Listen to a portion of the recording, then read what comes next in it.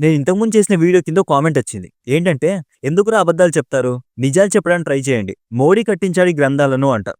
దానికోటి చెప్తా. 2000 సంవత్సరాల ముందు గ్రీక్ అంబాసిడర్ అయిన మెగాస్థెనీస్ ఇండియాను చూద్దామని పట్లీపుత్ర అనే సిటీకి వస్తాడు. ఇప్పుడు మనం ఆ సిటీను పాట్నా అని అంటున్నాం.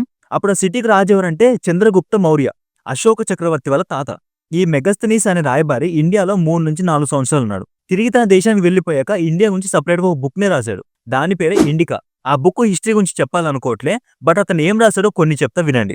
ప్రపంచంలోనే అత్యంత నిజాయితీపరులు భారతదేశంలో ఉన్నారని, భారతదేశం దిగుమతులపై ఆధారపడాల్సిన అవసరం లేదు. ఎందుకంటే భారతదేశం సంపన్నమైనది, వ్యవసాయపరంగా అభివృద్ధి చెందిందని, భారతదేశం ఎంతో సాంప్రదాయ దేశమని, భారతదేశం నాగరికతలో ఎంతో ముందుందని, ఇలా ఎన్నో రాశాడు. మీకు డౌట్ ఉంటే గూగుల్‌లోకి వెళ్లి ఇండికా బుక్ అని టైప్ చేయండి. ఫుల్ ఇన్ఫర్మేషన్ వస్తుంది. ఇప్పుడు చెప్పండి, ఈ బుక్ రాసింది ఎవరు?